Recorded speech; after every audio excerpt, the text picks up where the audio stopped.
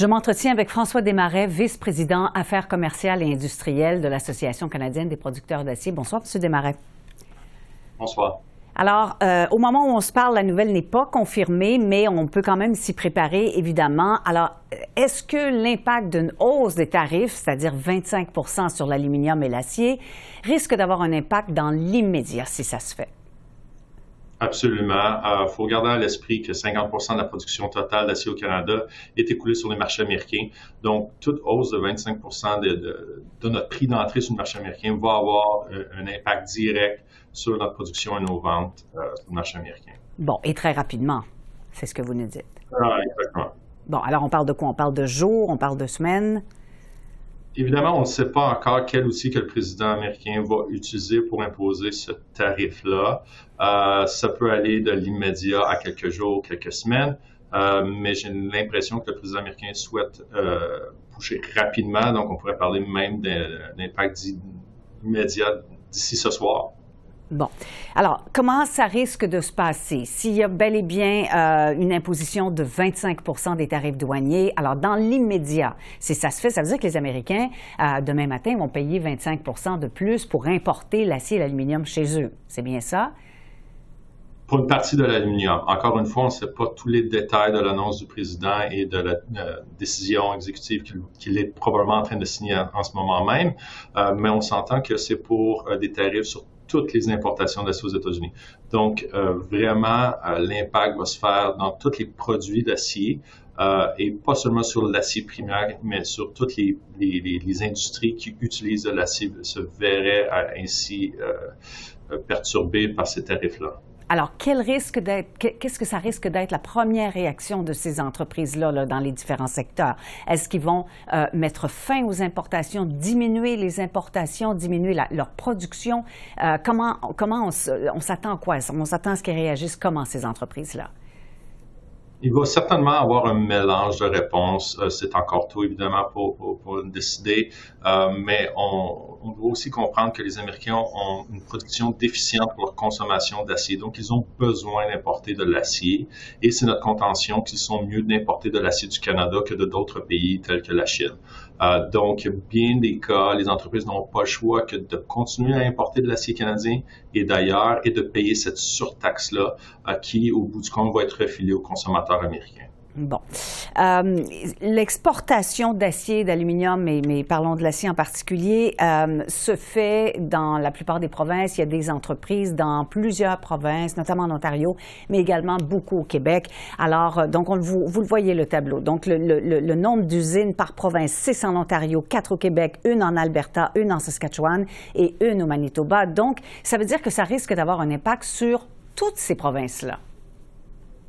En effet, et même plus loin que simplement les producteurs primaires qu'on représente à 100%, mais aussi les principaux utilisateurs d'acier ou les fabricateurs d'acier qui ont aussi une présence marquée au sein de notre membership et qui exportent aussi aux États-Unis de façon massivement. Donc, c'est l'impact d'un tarif sur l'acier, c'est plus loin que simplement les producteurs primaires. Bon, mais d'après vous, d'après ce que vous en savez, est-ce que c'est viable à long terme, même à moyen terme, l'imposition d'une telle taxe? Effectivement, je ne crois pas que ce soit viable et pour rendre la situation la plus courte possible, c'est entre autres notre recommandation au gouvernement fédéral de riposter le plus tôt possible à l'imposition de ces tarifs-là américains sur les produits américains de l'acier, car il faut comprendre que 40% des importations au Canada d'acier sont des importations qui proviennent des États-Unis. Donc, il faut riposter afin de protéger certains acquis canadiens ici pour nos producteurs et de permettre d'être dans un meilleur scénario pour négocier une sortie de la situation actuelle. Donc, il faut réagir dans les médias, c'est ce que vous dites? Absolument. On ne peut pas attendre plusieurs semaines avant de riposter. Il faut que ça soit immédiat. Réagir dollar par dollar? Nous, notre recommandation est vraiment de produit par produit, mais dollar par dollar aussi. Alors, et comment venir en aide aux entreprises d'ici qui vont inévitablement subir cette hausse-là également, même si ça s'applique aux États-Unis. Il reste que ça va se traduire par des problèmes économiques de ce côté-ci de la frontière dans ces secteurs commerciaux, ces secteurs d'activité. Alors, qu'est-ce que vous demandez au gouvernement pour ces entreprises-là? Il y a plusieurs façons d'aider à la situation pour garder nos employés au travail le temps qu'on sort de cette crise-là.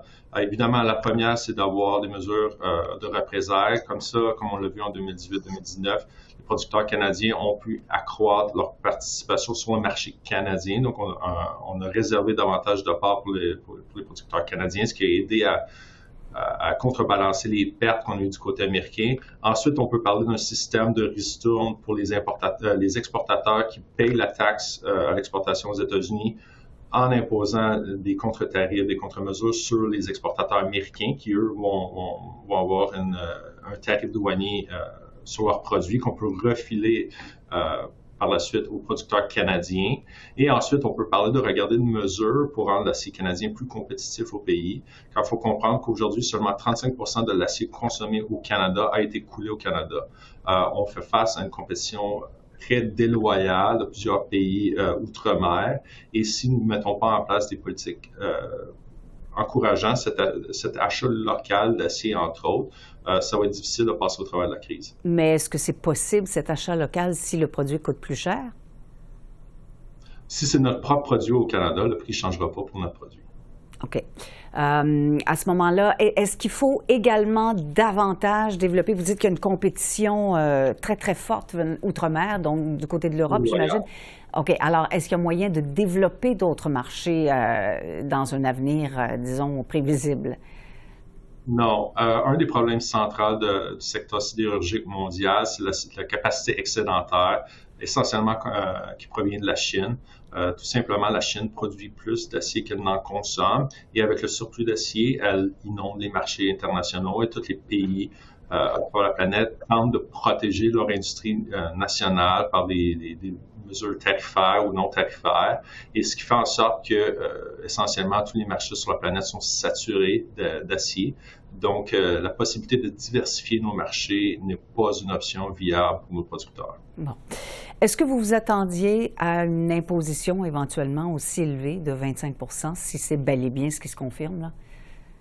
En 2018-2019, c'était 25 %, donc ça suit le même scénario précédent.